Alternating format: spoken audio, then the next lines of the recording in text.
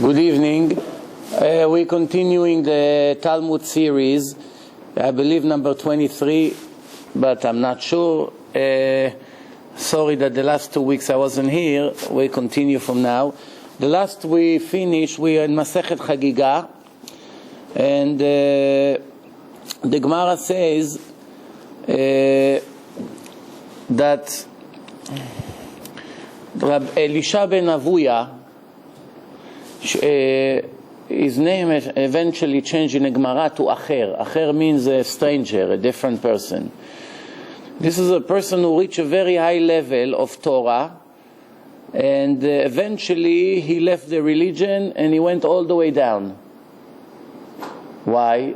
He was the student of Rabbi Meir Baal Hanes. The Gemara says story that Rabbi Meir used to run after him. He rides on a horse, and Rabbi Meir asks him words of Torah, and he tells him all the answers. And then he goes out of the territory of Shabbat, and he says to Rabbi Meir, stop, you cannot continue to run. And he says to him, what about you? You're not a Jew. Well, you're riding on a horse on Shabbat, and you go out of the territory. So he told him, I'm a lost case.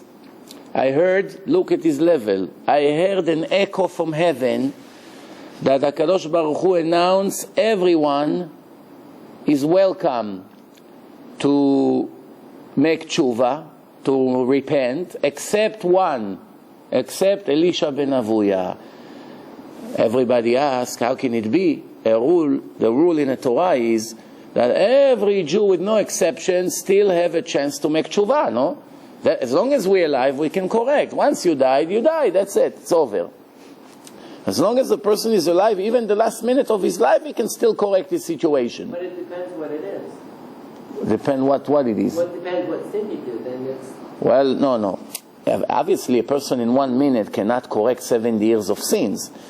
The word tshuva, it's a complicated word. In my second lecture where I go tonight, I speak today about in Ilchot Tshuva, the laws of repentance by the Rambam. Last time I did chapter 1, now I'm doing chapter 2, which is the second paragraph. Rambam cover everything from A to Z. What tshuva from love, tshuva from fear. There's a lot of things to be discussed. But it seems to me that many people make a mistake. What's the mistake? The mistake is that everybody lives with the thinking, I'll do whatever I want, and the last minute of my life, before I die, when I'll be in bed, dying from who knows, cancer or any other sickness, I'll ask God to forgive me. I'll say that I regret, that I wish I would not be Mechalel Shabbat, and this and this and that. And well, then doesn't the Torah say that as long as you're alive you can correct? You can say, I'm sorry, and it's going to help me. So, first of all, let's not make any mistakes here. A person that knows the truth when he's 30, and he's going to live another 30 years in a lie, and thinking that before he's going to die, he's going to say, I'm sorry, and everything will be forgotten, he obviously lives in a dream. Because the Gemara says clearly, Haomer echta ve'ashuv, someone who say, I'm going to make sins today, and later I will repent, en maspikim be'ado. He doesn't get an opportunity to make tshuva. So right there you get the answer that he won't help him. That's one thing. Those that Chazal was saying that a person before he die, he can still repent, it means either these people who never know what they're doing, the last minute of their life, the rabbi come and say regret, make a confession, do something, so that can help them. Or it can help them to get saved from some of the punishments, or maybe to be able to get another chance, which means to be reincarnated in another body and start their whole life again somewhere else. It can help them, but definitely people who still owe money and I never pay it, just because they say a few words before they die, it's going to be forgotten? Or people who were Mechalel Shabbos all their life and now they say, I'm sorry Hashem, 7 years of my life I didn't keep Shabbos, forgive me, okay, don't punish me. Obviously it's not the way it works, but it's definitely better than nothing. That's the idea here. That a person does that is obviously better than nothing. But either way, even if it was possible to think that Hashem will forgive a person in the last minute of his life, or will give him another opportunity, everybody understands that it's not so simple, because this person doesn't have any reward. What kind of reward is going to get? He has no mitzvot. No, he never said brachot, he hardly never gave tzedakah. The little mitzvot that he made, Hashem paid him in his life, is clean. So fine, to ask the judge not to punish you is one thing, right? But to receive a reward, forget about it. It's not so simple. Not only that, you have to know the Gemara speaks about Rish Lakish. Rish Lakish explains, he is a Baal Tshuva himself, Rish Lakish. Rabbi Shimon ben Lakish used to be the head of the gangsters and eventually became a very important holy rabbi, a Tana. The Chavruta of Rabbi Yochanan, he married his sister. We're not talking about a joke here. This is a very serious thing here. He was so sincere in his tshuva that the Gemara says someone who Rish Lakish met in the market and say hello to him and spoke to him, everybody knew that they can go and make business with that person without an agreement, without witnesses. Here, come take cash. I trust you 100%. How do you trust me? How do you know me, Bichlal? Who am I? Do you know who I am? You know my name? I don't need to. You can tell me now your name. Here is the money. Go make business and make me some profit. Why? How can it be? If this rabbi, Rish Lakish, Rabbi Shimon ben Lakish, spoke to you a minute on the street, for sure you are a good person. For sure you are righteous. Why? He had a rule. He doesn't say a word to a person that is not righteous. He's not talking to them. Why? I used to be like this. I don't want to return to that life. I don't even open a window that somebody will attract me to go back to my old lifestyle. This is, by the way, the answer to many people who ask this question. I became religious, they say, and many of my friends, they still want to be in touch with me. So, most of my friends ran away. Most of my friends, they're not interested in a friend that goes to learn Torah and doesn't want to come to the club anymore. But some of my friends are still in touch with me. Those friends of mine, what should I do? Should I bring them in? Should I invite them? Should I go around and sit and eat with them? Or I should cut my relationship with them and don't have anything to do with them? What do you think the answer is? Well, he say to cut. Who disagree? You don't have a choice. Oh, so in the beginning, in the first week or two, of course you don't cut right away. You try to bring them to your direction. You try to bring them to the rabbi, you try to give them a book. Today CDs, nobody has patience to read books today. That's why we're very strong into the CDs, distribution of free CDs. That's the job. What can I do? With proofs you cannot argue. With reality you don't argue. If somebody come and tell you, I don't understand why this person is successful. He's nothing. He's not even smart. He's not even talented. He's not even this. He's not even that. I always answer to these people, with success, how do you want to argue? If he has millions of followers, this person, something he does right, no? Maybe he has the help of the Satan. I'm not saying no, right? So the idea is like this. First two weeks, you try to do everything you can. 2, 3, 4 weeks, not more than that. Once you realize that this person is not interested to change his evil way, no, he's only interested to stay your friend, hoping he's going to take you back to his direction and take you on Friday night to the club in Manhattan. That's really his dream. So what's the idea? You say, thank you very much. No hard feeling. No hard feeling. The lecture started at 8:30, in case you didn't know. I know. So try to be on time, because I got to be out of here by 10. I have another lecture. Okay, so the idea is that you tell this person, listen, I got to focus on my tshuva. I cannot help you. It was very nice meeting you. No hard feeling. Goodbye. Who do we learn it from? Rish Lakish. Well, he could stay friends with all his gangster friends, right? No, nothing. From now on, once I'm religious, no more newspapers, no more internet, no more news, no more television, no more uncles, no more cousins, no more mixed dancing parties. It's out of my life. Either I'm righteous or I'm a faker. That's it. You have to choose a side. One of the things that the autistic kids used to repeat constantly many years ago, when I used to go there and bring some people to see what a soul of an autistic kid is. It's horrible to see such a thing. How a person is completely disconnected from this world physically, and his soul is connected all the way to heaven. And he give you things and tell you things about yourself, it's hard to believe. They always repeat the same thing to all these Balei Tshuva I used to take.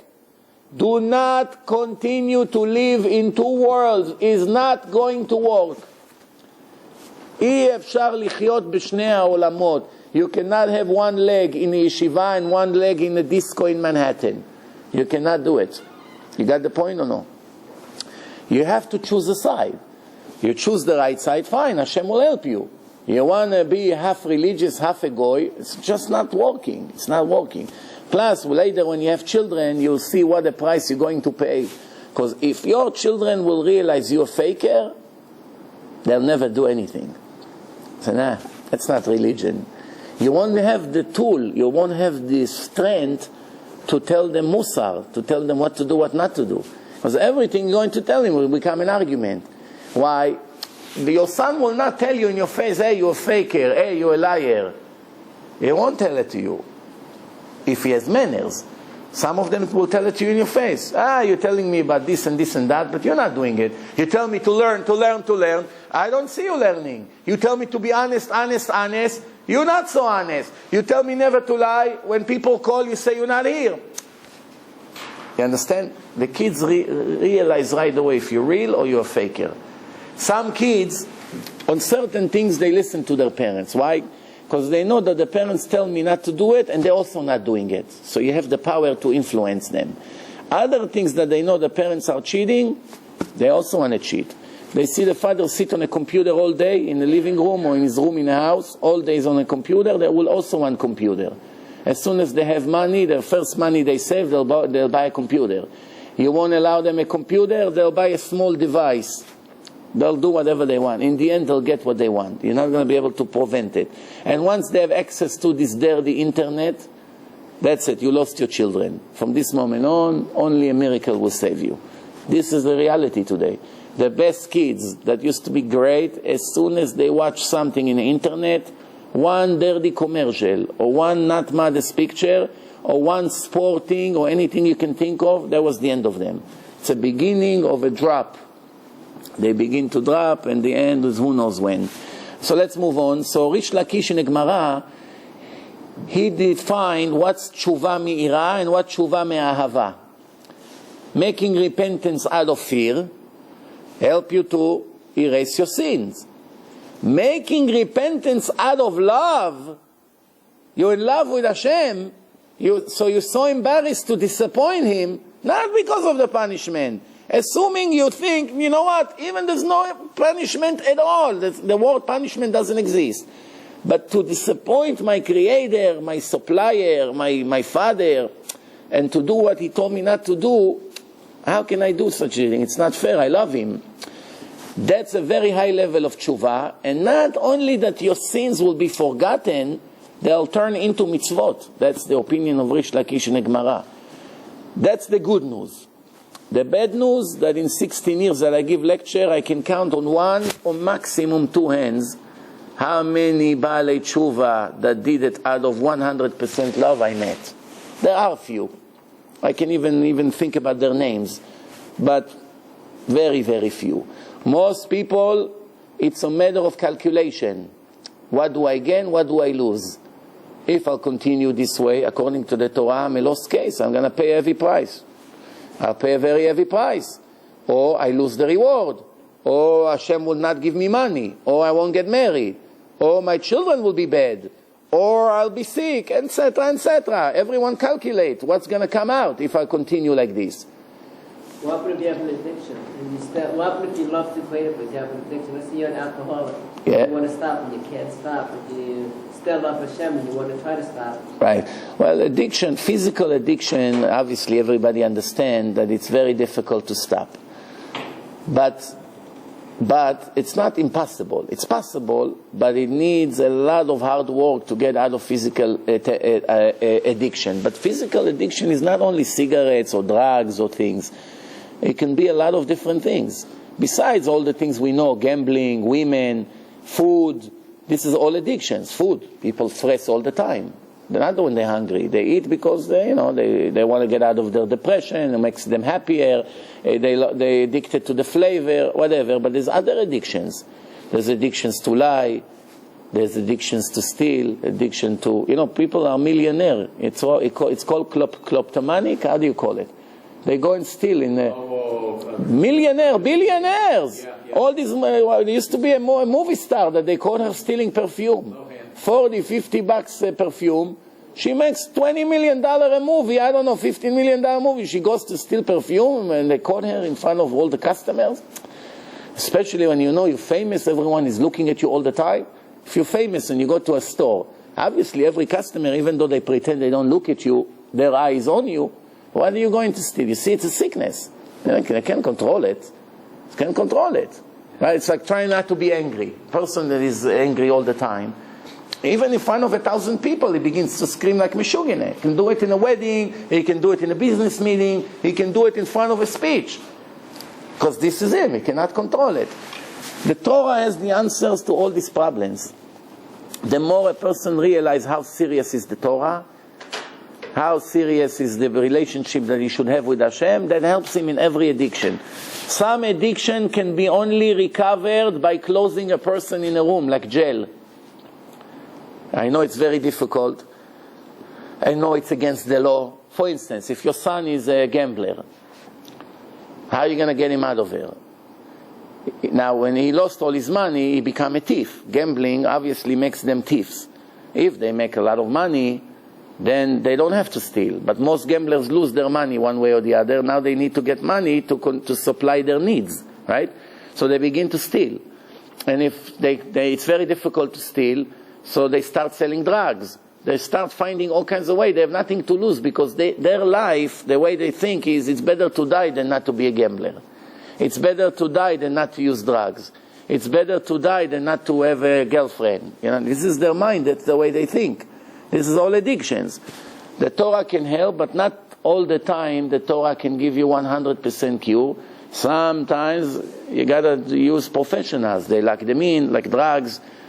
When people come to me and they tell me, I want you to take my son to your yeshiva, first thing I check if they use drugs. If they use drugs, I know I cannot help them. Why? Not that I can't. I can. But it's going to be a full-time job from now until who knows when. 1 month, 3 months, 5 months, full-time jobs. I'm not ready to dedicate my life to one stranger because he has addiction to drugs. What about all the other things I do? I put it all in a garbage for one guy. It doesn't make sense. So he needs professionals. Professionals, they lock them in, it's much like behind bars. They do drug tests, all these things. They have to take care of it. That's it. The Torah can help. In jails, in Israel, the only place the secular people allow Torah, it's in jails. Nowhere else. Not in schools, not in universities, not in the army. No one allows Torah. In jails, they welcome the rabbis. Why? They don't want to work. The only thing that calm down the prisoners is the rabbi. They're all a bunch of murderers, bunch of rapists, bunch of thieves. The rabbi comes, he speaks every day an hour. Everybody begins to get involved with the Torah. Anyway, it's boring over there. So now they want to feel something. So they enjoy. They ask questions. The rabbi gives them love, attention. All of a sudden, Shabbat, Kiddush, singing a little bit. They discover life. Many of them comes out very good people. They learn their lesson in life. All right, let's move on. So, Acher had a daughter. She came to Rabbi. Rabbi was the president, Rabbi Yehuda Hanassi. Besides the fact that he wrote the Mishnah, he was a great Talmid Chacham, he was also a very rich person. She said, Rabbi, parneseni. She says, give me money, I'm very poor. His daughter. He said, who is your father? She say, Acher. She say the truth. My father is that Rasha. Used to be tzaddik and became wicked. She say, what? There is still descendants left in the world from that Rasha? From that wicked person? She say, he said to her, the book of Yov, 18, Job, it said, Lo nin velo nechet be'amo. It should not have anything left from him. Nothing, no souvenir, no memory of him. She said, please, Rebbe, remember the good things about him, not the bad things. Remember the level that he had in his Torah. Don't remember the bad things that he did in the end of his life. The Gemara said that the bench where Rebbe was sitting started to burn by a miracle. You know, you have a wood bench, like here, the bench is here, it became black. Fire came from heaven. So Rebbe says, started to cry. Rebbe started to cry. He said, if a person that was righteous almost all his life and in the end became wicked, just for the Torah that he learned, Hashem still give him respect for all these years of Torah, that when I spoke bad about him, I almost got burned. Imagine those who died righteous, that died with the Torah, that never dropped it, or never did anything against it. When a person is in sorrow and pain, upset, today they have a name for it, depression. Shechina ma lashon omeret, what Hashem says in that moment? Kalani miroshi, kalani mizroi, which means it's an expression that Hashem is very upset with him.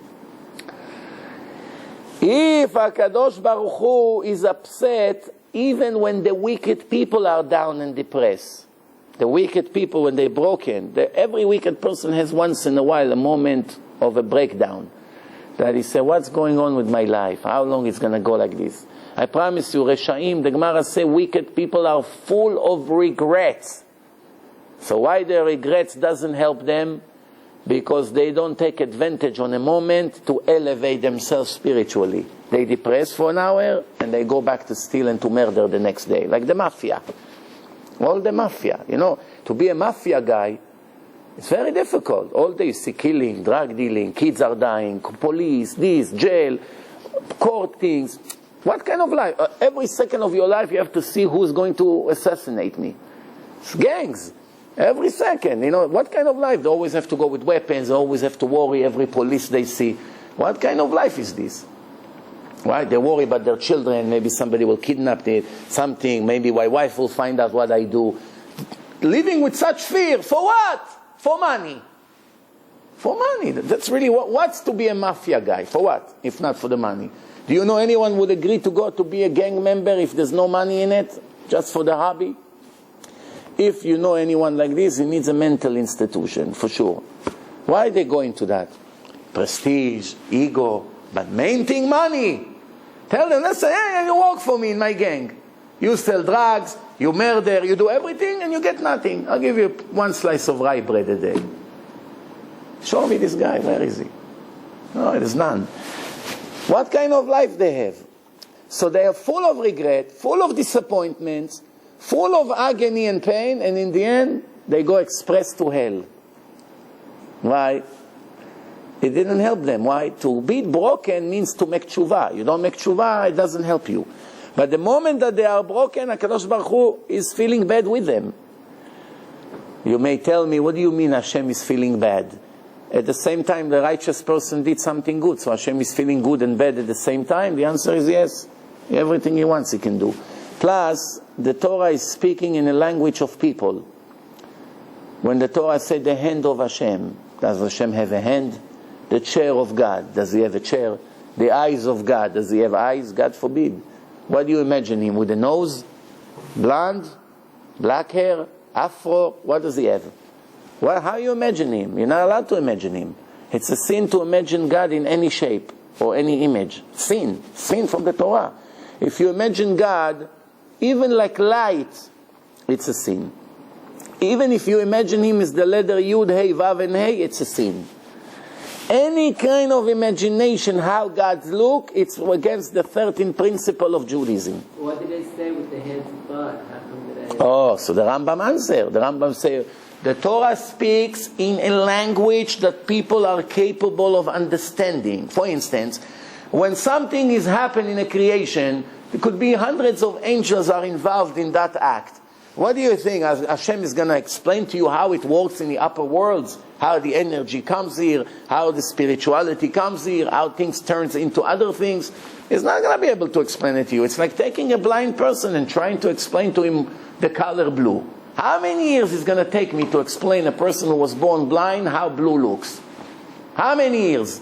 How many millions of years? I'll never be able to. Well, same thing is like telling a computer that is in Hebrew words in Arabic now. It doesn't understand. It doesn't react.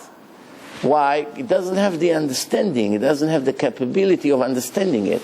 So HaKadosh Baruch Hu is talking to us in a language that we understand. That's like a shortcut. Oh, you're telling me the hand of God when He's angry hits the enemies? Oh, now I understand what it means. He can answer it to me in a very complicated way. What's the point? Anyway, I won't understand. Right? If I'm not a computer engineer, I'm not an expert, I'm not a programmer. Many times it happens to me. I have this righteous guy that takes care of my website. Everything he does from all his heart, 100%. By all volunteering, all for the mitzvah, to help Jews to become religious. Keep the 7 laws of Noach, listen to God, love Hashem, asking questions, try to be righteous. Very good. So, all the time, you know, when I have a problem with my computer, who am I going to call? To him. Finally, a person wants to help you, he helps from his heart, it's great. You're not embarrassed to call. So he helps me, always explain to me what he does. But I never understand one word of what he says. All I understand is the bottom line, he fixed the computer. That's I understand. Yeah? And I have to be polite to try to pretend that I understand some of the things he say. But I really don't understand. Computer and me, it's like understanding Chinese. I don't understand. I don't really need to understand. It's not my job in the world to know everything, how you fix computers. It's not my job. Therefore, with someone who's an expert, he's speaking his language. He understands his language. That's it. Okay, now let's move on. It says like this: if Hashem is upset that the blood of the wicked people is spilled to the ground, it's needless to say how much he's upset when the blood of the righteous people is spilling on the floor. The Gemara says, we're still in Masechet Chagiga, 6 different things were told about demons. You know, demons exist. How powerful they are in our generation, it's an argument. Some say they lost their power. Why? Because the negative and the positive sides are always equal, which means not to ruin the free choice. Hashem made the positive and the negative side always equal, and a person has a free choice. Every miracle can be explained in a logical way. Oh, you know, there was something happened, you know, an earthquake, that's why the ocean split. The moment that Bnei Israel wanted to go, the earth shook, you know, there's a lot of earthquakes everywhere, and the water moved to the right, shift to the left, and that's how they went through. No, what's the chance it happened? Finally it happened, no. But you have to have a free choice. If it's too clear, then there's no more argument. Everyone will be righteous, of course. What's the argument? Same thing here. When the power of holiness was very high, the power of the negative side was also very high. You had Moshe Rabbeinu, you had Bilam. Moshe Rabbeinu, righteous, humble, holy, good person, merciful. There's not one bad thing you can say about Moshe Rabbeinu. Speaking to God, the only person in history face to face, and in the same generation, Bilam, the filthiest person on earth, also speaking to God. Also having prophecy. Also know a drop of a second when there is anger in the world, midat adin. What's going on? Because if the goyim won't have a representative, what's the point? It has to be equal. Same thing here. When the holy people were in a very high level and they could do clear miracle in front of your face, the demons, the Satan also have very strong power. So that's why if a person didn't wash his hands and he touched his eyes, he could be blind. Why? The Ruach Ra'ah at night, that the person go to sleep, was so strong that it was a life risk. The Zohar says someone who walks 4 steps without Netilat Yadayim has to die. It's playing with life and death here. Today, a person, 80% of the people I know don't wash their hands. They don't do Netilat Yadayim. They touch their eyes, no, so they're still alive. What's going on? What happened? The world changed. Because the holiness came down, the impurity also came down. It's not as strong. That's why things that the demons used to do in the time of the Gemara, we don't get to see it today.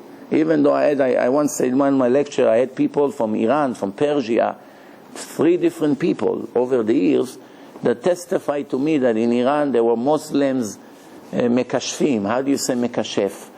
Someone who makes black magic, all kinds of kishufim. Voodoo, I don't know. They used to bring the demons into the house. They used to see demons walking there. 3 different people said that there was a common thing over there. No, I don't know. Anyway, let's move on. So I'll just tell you what the words of the Gemara. Demons, there are 6 different kinds of demons. 3 are like angels, 100% spiritual, and 3 like people. The 3 that are like angels, they have wings, like angels have. And they fly from one side of the world quickly, in second. Drop of a second, you can go from Japan to Israel, to Russia, to anywhere you want. They know the future. They have the ability to know the future. Not that they know like Hashem knows. They are able to hear things from Beit Din Shel Mala, from the court of heaven, what's going to happen tomorrow. They cannot see it as a prophecy. Person that has Ruach HaKodesh, he sees someone, he knows what's going to happen to him. Not because anyone told him, he see it. It's like a special holy energy. But these demons, they don't see it like a holy person can see. Or like Yaakov Avinu wanted to say the day of Mashiach, when Mashiach will come to his children and Hashem blocked it from him. He was able to see. He was able to see the future. When Yosef brought his 2 sons, he was supposed to bless them like this. He blessed them like this. He put the right hand on the youngest one. Yosef took his eyes and said, hey, no, it's the wrong order. So what did he say? No, I know my son, but he is going to have more righteous people come out of him. See, clearly in the Torah, that the righteous person like Jacob, like Yaakov, had the ability to see things. No argument here. So the Shom'im ma'achorei apargod, there's an expression, they hear what's happening beyond the scene. It's like on the stage, you see what you see, but behind the scene, there's other things that you can see. They are able to see, for instance, if the price of oil will drop or will become double next week, they're able to know. The Gemara say that some of the people used to go to places where the demons are, or to a cemetery, and listen to their conversations. And they were able to do great business. The wheat will go up next week, they buy a lot of wheat in advance. They used to make tons of money. People don't have this ability in our days. So the Gemara say, Shom'im ma'achorei apargod kemalachei hasharet. Same thing, angel hear the verdict up there, what Hashem wants to do to the world, what Hashem wants to do to Israel, what Hashem wants to do to this individual Jew or this individual Goy. They can hear and they know. The other 3 kinds are like animals, like people, like the body, physical. They eat, they drink, they multiply by relationship, male and female. Very similar to people. And they also go to the bathroom. They have exits. How they drink? They leak from the top of the water in the rivers. And what they eat? All kinds of they don't need to eat a lot. Leftover, they eat a little bit. They go to the bathroom, they release their bathroom. No, what else? You should know, the Gemara said, there is a demon, his name is Shaya, I don't know how to read it because there's no nikud. Gemara said that if you make a renovation in your house, let's say you had a window here and you block the window, it can get him very crazy. And he wants to revenge. Why? Because he's used to come in and out from that window, you block his way. Remember, this is not people with free choice like us. They cannot do whatever they want. It's like robots, but 3 of them are physical. No. The Gemara continues, the Gemara says like this. If a person sees that his Yetzer Hara, evil inclination, is too strong for him, he cannot control his desire, and he made up his mind that he's going to make a sin. That's it, he's going to make a sin. What's better? To make the sin in the middle of town where all the religious people are, driving by, walking by, to make the sin here, or to go to a place that no one is there, or a place that nobody knows you over there, and make the sin over there. Better, of course, never to make the sin at all. Obviously, everybody understands. And if a person cannot hold himself, cannot, he decides to make a sin. Only now, Hashem, forgive me, only now. Then another year you won't hear from me again. No? So where should he go? If he's going to be embarrassed by it, then he should go in public. He should do it in public? Then in public it's Chilul Hashem. No, he should do it where nobody knows him. Well, if he's going to be ashamed by it, it would be a kapara for him, it would be a suffering. If he's going to be ashamed by it. You have a good point, but you see, when you want to be ashamed from your sin, and people look at you and they say, wow, look at this religious guy, what he's doing, you lose more than you gain. You gain the embarrassment and you make Chilul Hashem, which is 1,000,000 times worse. So what's the point? You got to do it in a clever way. You got to calculate what pays to do, what doesn't pay to do. So it says like this. It will go to a place that nobody knows him and will wear black things. You'll be surprised in this Gemara. Why? In the old days, only the Goyim used to wear black. Yes. Time of the Gemara describe it. That there was one person who works in jail and he pretended he's a Goy. He has boots like the Goyim, dress black, all this.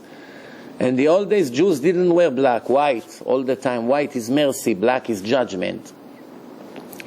Itkaseh shchorim, will cover himself from all black that nobody will dream that he's a Jew. It's the opposite. The more black you are, the more Jew you are. ויעשה מה שליבו חפץ, and follow his desire. ואל יחלל שם שמיים בפרהסיה, will not dare to make a sin in public that all the people would see religious guys doing what he's doing. Not like you say. Okay. דרש רבי יהודה בר נחמני, Rabbi Yehuda bar Nachmani, this is what he says, in the name of Rish Lakish. There are three things that a person look at. When a person looks at that, it takes away the strength from his vision. In other words, his vision become not as good. If he's 20/20 now, eventually it will get affected. What is it? One is the rainbow. If a person look at the rainbow, it's not good for the eyesight, for the quality of the vision. If a person look at the Nasi, the prophet of Israel, the president of Israel, the Nasi, and when the Birkat Kohanim, when the Kohanim go like this, the spirits of the Shekhinah is on the top of their fingers. If a person looks at them when they do Birkat Kohanim, it's also not good for his vision. Why? Why the Nasi? Why not to look at the president? We're not talking about Shimon Peres here. He's a Nasi of the secular state. We're talking the Nasi of the Sanhedrin, the Nasi of the Chachamim, right? So what happened? What happened if you look at the president of the Chachamim? The answer is because the spirit of Hashem is always on him. It's the biggest Chacham. Looking at him is like looking at a Shekhinah. אמר רבי יהודה אמר רב, בשעה שביקש שלמה להכניס הארון למקדש, when Shlomo HaMelech wanted to bring the coffin into the temple, דבקו שערים זה בזה. The gate were sealed. He could not open the gate of Bet HaMikdash, it's big doors. He cannot open it. Miracle, the doors are not opened. Shlomo HaMelech made 24 different songs to praise God. It didn't help. The gate did not open. שאו שערים ראשיכם וינשאו פתחי עולם. That's what we sing. שאו שערים ראשיכם. We sing that song. That's from him. He wrote it. ויבוא מלך הכבוד. Let God enter. מי הוא מלך הכבוד? השם יזוז. השם is strong and a hero. Nothing else. Then he says like this, listen good. We say it in a prayer every morning and we don't know what we say. How powerful are the words. Hashem Elokim, al tashev penei meshichecha, zochra lechasdei David avdecha. Don't turn down the face of your messenger, your servant.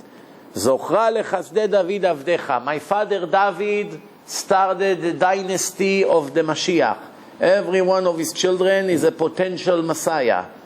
Don't turn down, don't turn your face away from this righteous man, my father David. After he mentioned the name of David, the gate opened up. And everybody knew that Hashem forgive David HaMelech for the things that happened with Bathsheba. Because everyone, people like to still talk Lashon Hara. You see what happened to David? Hashem sent him Natan the prophet. Natan the prophet told him an analogy, a mashal, of a poor man that had a sheep, and the rich man came and took away sheep. He's giving him a hint. You sent Uriah Huti to die in a war, and you took away his wife, even though it was David HaMelech, original wife, from birth. She was his shidduch. But he gave her away to Uriah Hitti because he opened the knot of Goliath. When David fought against Goliath, he couldn't take his sword to chop his head off. It was a war one-on-one. If David killed Goliath, the Jews, the Philistines become the slaves of the Jews. If Goliath killed David, Chas v'Shalom, the Jews become slaves of the Philistines. A big thing here. He had a slingshot. He shot into his forehead, but he's still alive. He's on the floor. He got to chop his head off and bring the head. Maybe he was dead by then, but he has to take his head now, which is a big head. Ooh, it's a very heavy head. But he got to take his head, holding his hair and bringing the head that everybody see. I won, here. You are the slaves of... That's the deal. They made a deal, a contract. You win, we be your slave. We win, you be our slave. They were sure, the Philistines, that this monster will smash him with his feet. This little, small David HaMelech. In the end, David HaMelech won. But he couldn't take his sword out. The regular sword cannot chop such a head of this giant. He needs his sword. The sword was very heavy to chop his head off. But the knot was so complicated, nobody knew how to open it. So he announced, the person who will open the knot of this sword will get the greatest girl in the nation of Israel. Hashem said, well, I didn't know you became the new God. You're already making shidduchim, matching soulmates. Okay, if that's what you say, we take your soulmate and give it to this Uriah Hitti. What happened in the end? She was his, but Uriah Hitti took her. So how did David HaMelech took Bathsheba? When a person went to a war, automatically he used to give a get to his wife. Why? There was no internet or telephones. He can call her from Japan. Honey, don't get married. I'm still alive. They put me in jail in Japan. We're working out. We're working it out. Maybe next week I'll get out of here. You know? How are you going to know? There's no cameras. There's no... The world was, you go somewhere in the world in a desert, and then you're missing. That's it. After the war, nobody knows where you are. Maybe they took you as a prisoner. You'll be a slave for the rest of your life. You're locked in a house. You can never come out of there. Or maybe, who knows what they did to you? They're torturing you somewhere. Can be years there, and the wife doesn't know what to do. Should I get remarried? So they used to leave a get just in case. If I don't come 3 months after the war, take the get, go and get married. You're married. You're already. When they came back from the war, they go back to live together because this get was conditional. No, fine. So when Uriah Hitti went to the war, he gave a get to Bathsheba. David HaMelech took her and married her. She was mine to begin with. So why Hashem got upset? What's the problem? Why? Because he didn't need to do it in such a way to send him to die in a war. He could have come and tell him, I'm the king, give her a get, she's my shidduch, not yours, end of story. Why is all these things? Plus, to begin with, there was a mistake to promise him the greatest Jewish girl. What's the point? Ask, anybody knows how to open the knot, come and open it, finished. End of story.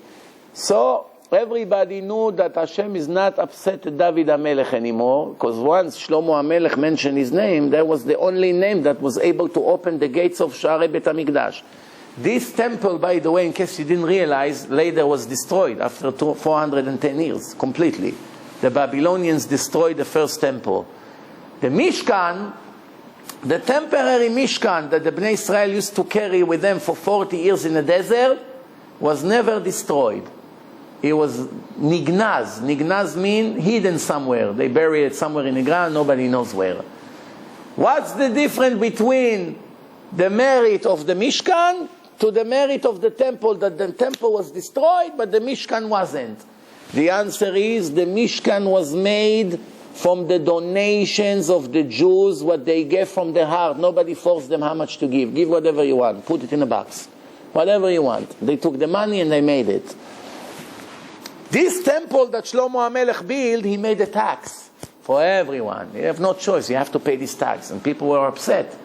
Why do I care now you're building a new shul? You're forcing me to pay? I don't want. You don't have a choice, my friend. You got to pay. You got to pay, you go to jail. Same thing, taxes here. Who likes to pay taxes?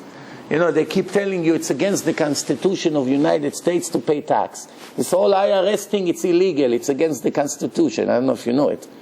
But go and tell the government that I want to fight against you. You know any judge that will dare to risk his career and tell the IRS when they sue a person for taxes, I'm sorry, you don't have a case because you are a violator of the Constitution. Did you hear about it, by the way? You should know about these things. Once I get an email, beautiful email, with lots of explanation by some kind of a attorney of taxes, and he said, many people do not know that according to the Constitution, it's illegal to force a person to pay X amount of money. It's not in the Constitution. But nobody makes a beep when they come and take. Right? It's like protection. You know what protection means? The mafia force you to pay protection. In Israel, unfortunately, it's very common. Why? You have the Russian mafia now. They brought 800,000 children of Amalek into Israel. They gave them $15,000 each to agree to come to Israel. And many of them are murderers and Nazis with swastika sticker on their body and tattoos and shaved head. And they catch Nazis in Israel every week from these people. They make themselves Christian cemeteries. They light trees. They put lights in their terrace. They're not embarrassed of anyone. They made 150 pig stores, pork stores in every city in Israel. Every building almost in Israel has at least one apartment which is a prostitution home. Almost every building. You know, you have no idea the damage that they made to the Jewish nation, these 800,000 goyim that came. In million years, they won't be able to correct. If we would be now alive for a million years, we won't be able to correct the damage that they made in the last 20 years.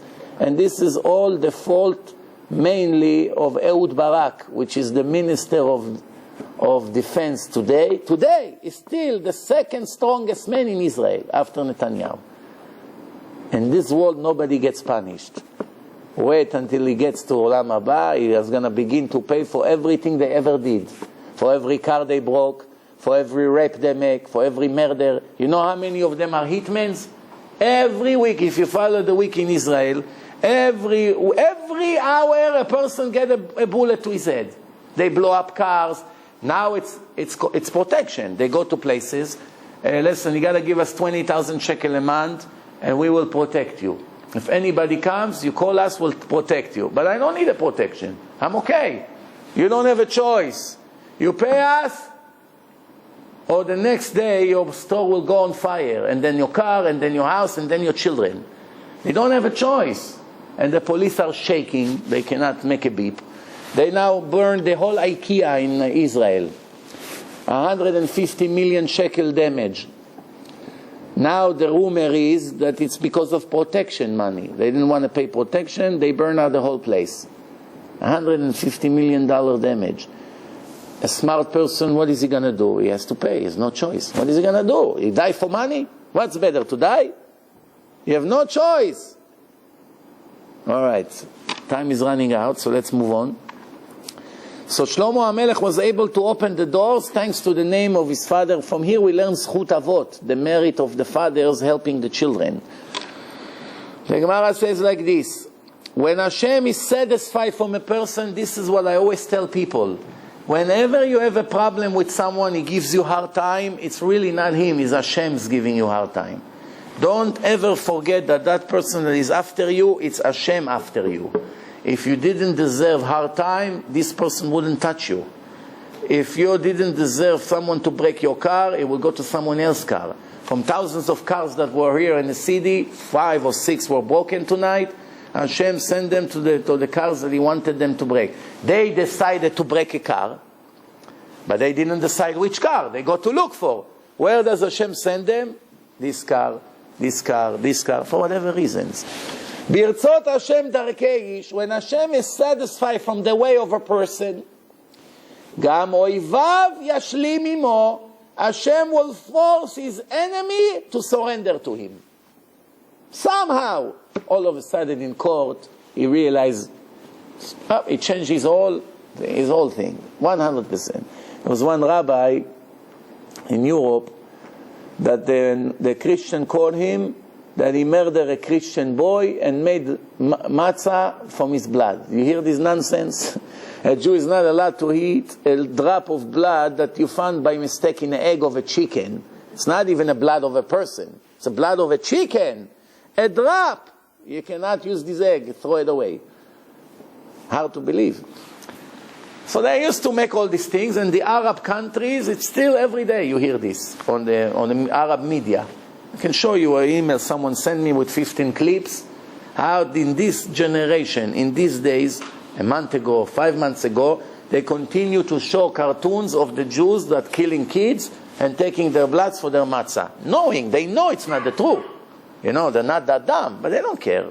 Lies, as much as we can lie. So, they want to prosecute this rabbi and execute him. They're going to execute him. But there's a problem. What's the problem? They nominate him a lawyer. Who is the lawyer? A Jew. What kind of Jew? Not a Hasidic Jew. It's a secular Jew. Right? Out of college, first year in law, practice, he works for the city. Right? You know. All right, because it's for free. You get a lawyer for free. No, that for free will cost you millions later. So anyway, he comes now. He says, okay, I'm your lawyer, Rabbi. Nice to meet you.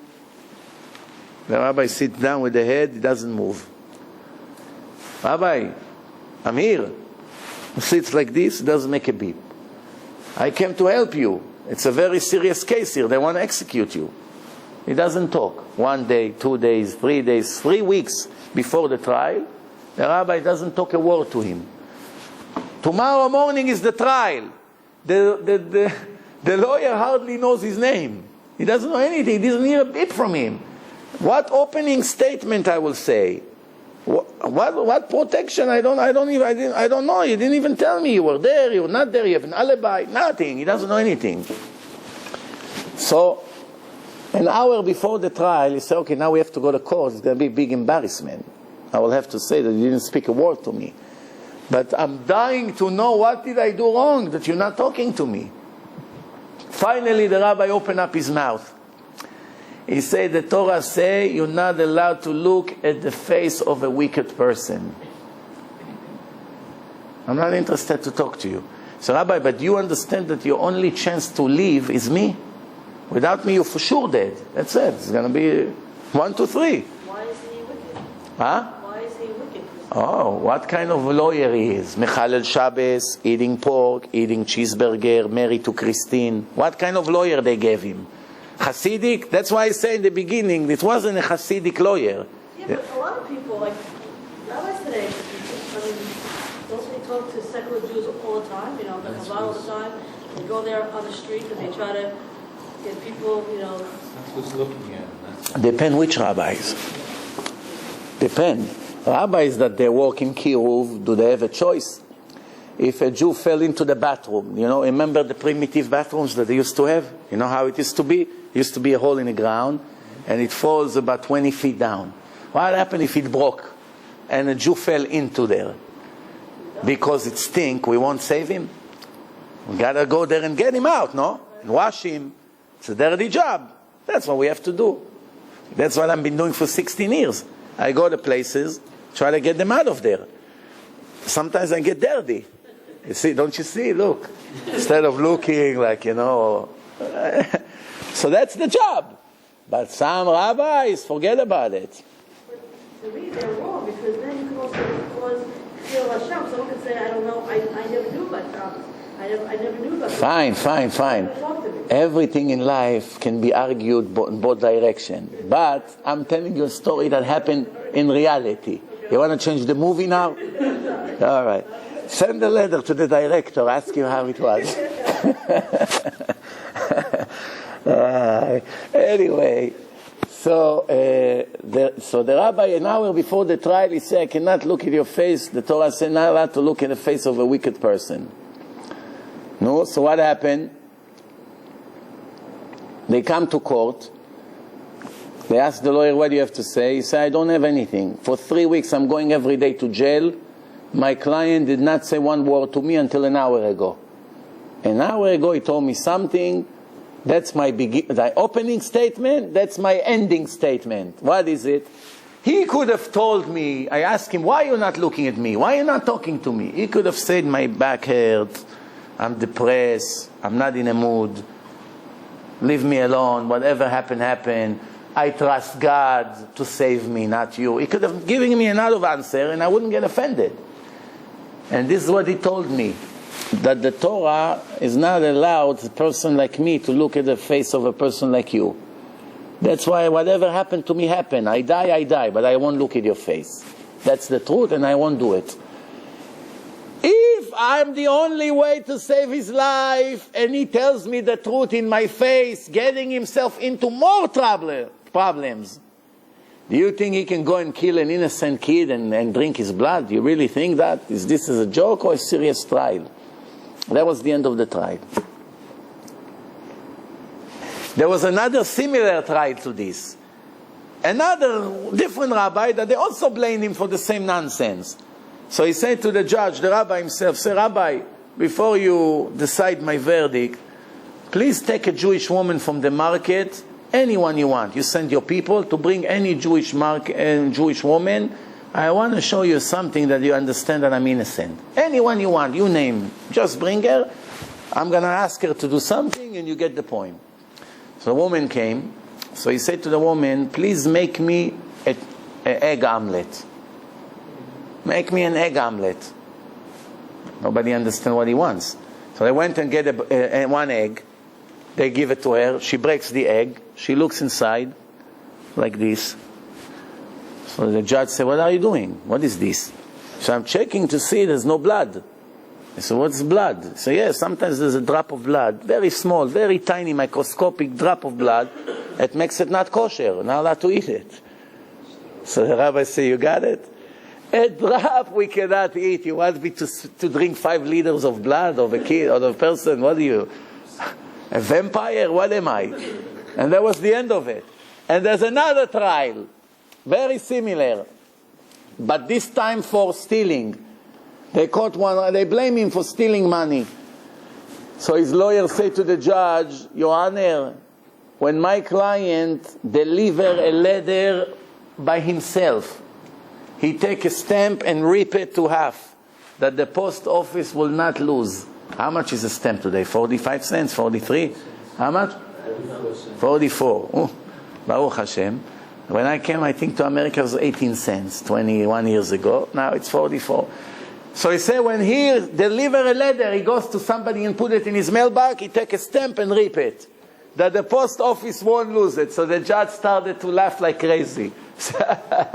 You really believe this nonsense? And everyone is laughing. So the lawyer say, if I believe it or not, it's irrelevant. Nobody says on the street stories like this about you and I. You understand the point? If everyone say that, that means this person is extremely honest. That's his reputation. He makes sure the post office won't lose when he delivers a letter. You think he's capable of stealing and cheating and all these things that they make up? And also that trial ended good. There were many trials who ended bad.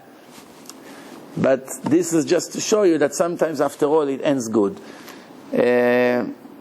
Now, the Gemara continues. The Gemara says like this.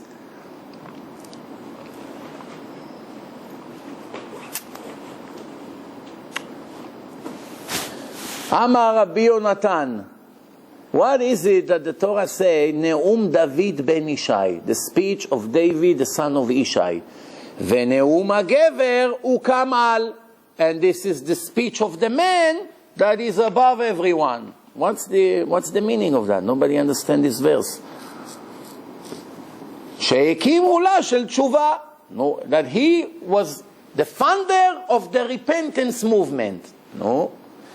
The God of Israel says, who is a governor, who is a controller, who is a master of all people? God, no? That's not what he said. Tzaddik moshel irat Elokim. The righteous person, a tzaddik, he is the master of all people. Rabbi Abahu says, what's the meaning of all this? And this is what he says. This righteous person is my master as well, Hashem says. I'm the God of the universe. You see this righteous person? He is my boss. No, now it's becoming kfira already. Soon you're gonna see signs of me all over. But I'm reading from the Gemara. It's a Gemara. Yeah, and by the way, we moved already to Masechet Moed Katan without realizing we're not in Masechet Chagiga. We finished. So what does Hashem say? Scary, mamash scary. Tzaddik, I am making a decree on a person, and this tzaddik has the power to overcome my decree and cancel it. Why? It's a rule in my creation. Rule. Like you have oxygen, you have fire, you have water, you have all the rules of nature. One of the rules, there is already a death sentence on that individual. He came to a big holy man, pray for me, please, I'm begging you, pray for me. I want to help your yeshiva, I want to help your whatever you do, let me help. But have me in mind, all of a sudden, everything can be reversed. You see, Hashem decided that this person will die on that day.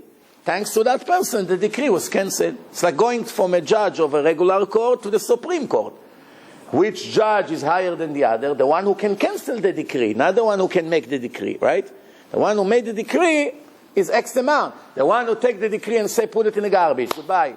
End of story. Or like the president in Israel has the power, like here in America, the judge can send you to 20 years in prison and he can give you chanina. He takes it, he signs his stamp on it, and he sends you free. Right? Obama can take Pollard tomorrow out of the jail, Jonathan Pollard. If he wants, goodbye, finish. He takes him out. So that's the power of a president. It says like this.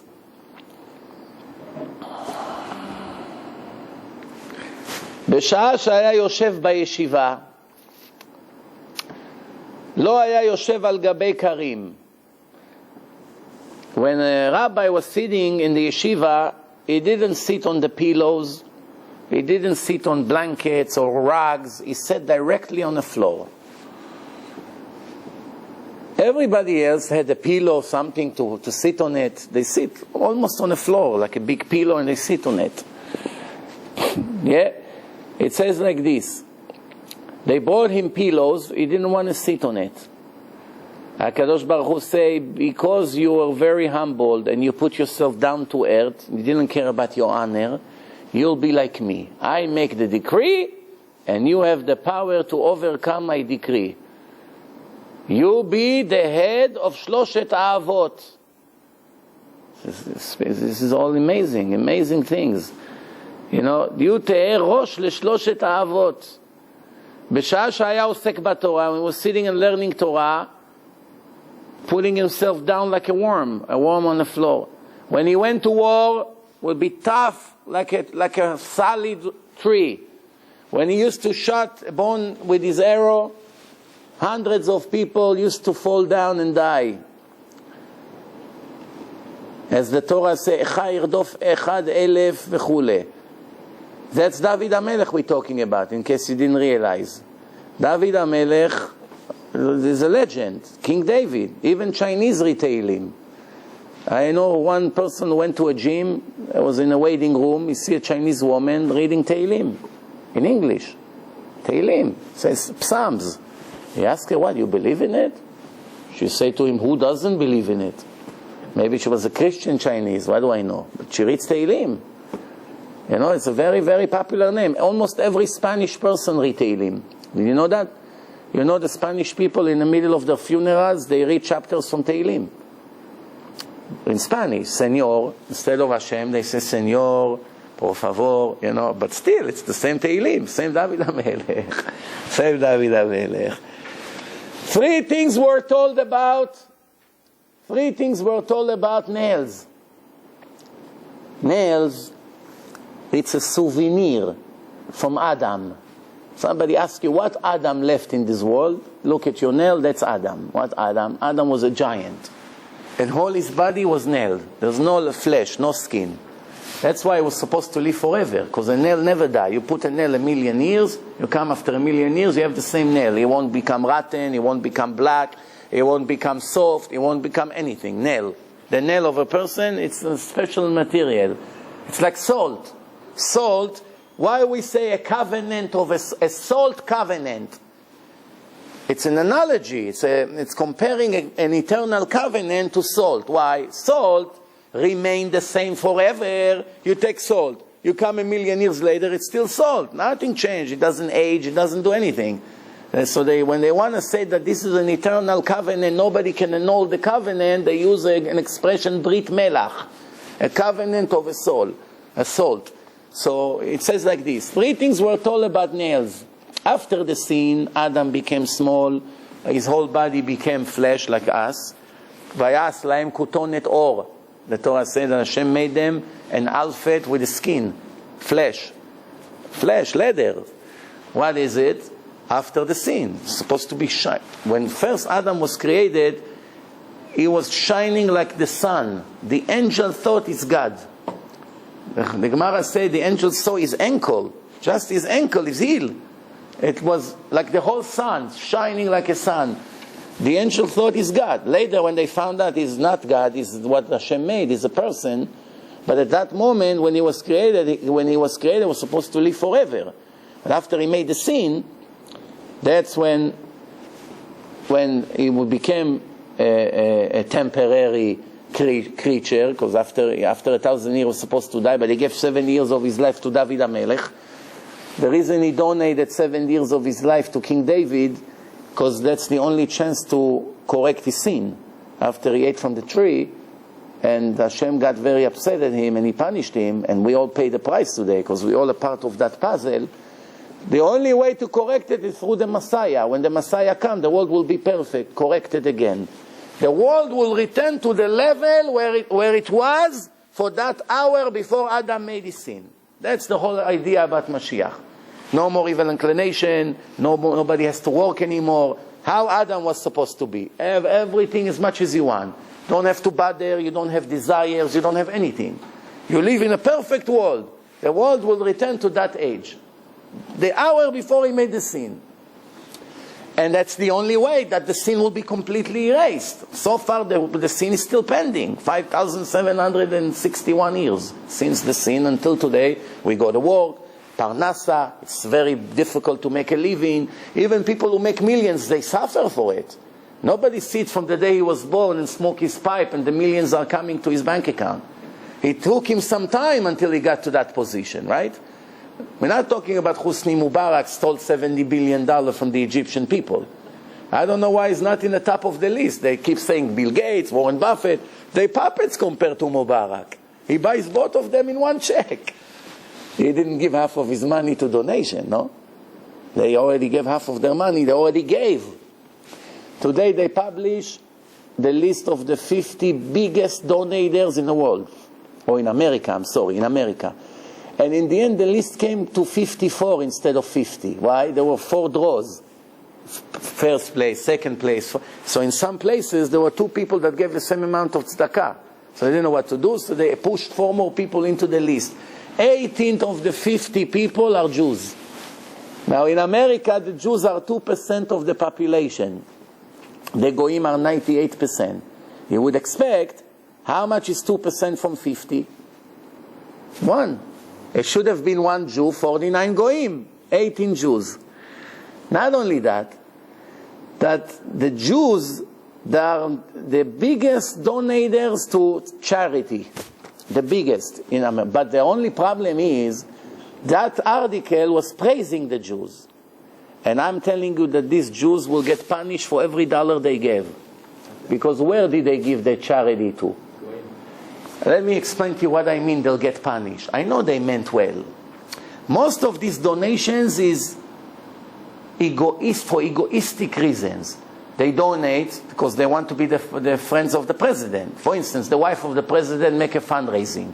I don't know, it's $50,000 to come with your wife for a dinner, for some kind of cause that it's important to the Queen Obama.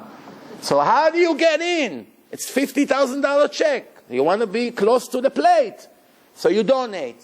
Then you make connection. They call you again, Clinton. We're collecting money for the missionaries. They want to make some more Christian people in Israel. Would you help us, Mr. Goldman? How much? We need $3 million. No problem. The check is on the way. One day, Mr. Goldman will cash on his donation. What do you think? Tomorrow, the FBI is after him. Hey, Bill, the FBI is not leaving me alone. Don't worry. Consider it done. That's the dirt of the politics. So giving this kind of donation, giving money to the rabbi, knowing in 1 week you're going to have a serious problem, you're going to need him to run with you to take care of your problems, that's really not a donation. That's a tricky business. Giving donations to strangers, that's just for the mitzvah. That's a very high level of donation. Plus, there's another problem. The Jewish nation is a very poor nation, believe it or not.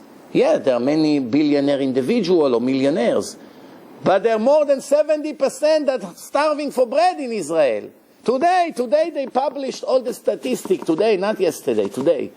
Do you know that the city of Bnei Brak has thousands of kids who go out of the supermarkets to look for pieces of bread in the garbage? Do you know that or no? Bnei Brak. Today, in the article, today. In Bnei Brak. Today, one person spoke in the Knesset. Who was he? I'm trying to remember his name. It says like this: a country that the citizen, we became from a welfare country, we became a greedy country. The government wants to be wealthy, and they achieve their goal. It's a healthy government, healthy economy, but on the expense of making thousands of kids go to sleep starving every night. Starving. 1 piece of bread extra they cannot afford. 1 piece of bread. How much? Rye bread is $3. How many slices it has? 50 slices? 40? How many? It means it's not even... How much is a slice of bread? There's no food stamps there like there is here? It's not enough. It's not enough because you have other expenses. Electric is doubled in here. Gas is doubled in here. Everything is expensive. How much a worker in Israel make? $1,000 a month. And that's the average salary. $1,000 a month, the rent is $800, $700. How you feed 7 children? The electric bill is $200-300 a month in a tiny apartment. You want to have a car? Forget about it. He's a millionaire if you have a car. Buses, transportations. You know, it's very difficult. Yes, of course, there's very rich people, American citizen, French citizen. They came from Canada, from the United States. They bought a lot of property. You see fancy cars. That's not really the situation. 5% of the people are very rich. The rest is like in South America. You go to Argentina, you see beautiful cars in Buenos Aires. 90% of the people there are starving. They cannot pay for nothing. Also in the Arab countries, you see all these sheikhs with the oil. That's who you see on the news. You don't see the average Arab that's starving to have a piece of bread with a little oil. What do you think? That's the world. That's most of the world. In Russia, the same thing. In Yugoslavia, in Armenia, in Turkey. Everywhere you go, it's the same thing. But who's going to take care of the Jews? Their brothers, no? But what happened when their brothers take all their billions and give it to all kinds of secular nonsense causes? There's no money for these children that wants to go and learn Torah. They cannot think because they're hungry. Sits in the class all day and his stomach is killing him. You understand what's going on here? This is what's happening. This is what's happening. I told a very rich woman, Very rich woman, very rich. She had some kind of, she had some kind of a problem. I try to be careful not to give too much information about her. You don't know who I'm talking about. But I'm talking rich in millions, for sure. So, one person fooled her to buy a book for $1,800. And this is after I warned her at least 6-7 times not to be fooled by all these tricky messengers of all kinds of rabbis that come. Here, this is a book. The rabbi wrote you a blessing, $1,800. The book costs $20. This is business. I told her, be careful from all these things. You don't know where it goes, where the money goes. Be careful. For one time, when she went to Israel, I wanted her to go to see how my guys that learn in my yeshiva in Yerushalayim, how they live. If you take, there are 24 families there, 24 guys who sit and learn all day Torah with tefillin on their head all day, and they don't talk a word besides Torah, all day. They have tefillin, like the Kabbalists, they sit with talit and tefillin, all day learn Torah, from morning to night. Each one of them live in such poverty. I don't know if you ever saw in your life such a thing. 7, 3, 4, 5 kids in a small, tiny room, smaller than this bathroom over here. Sardines!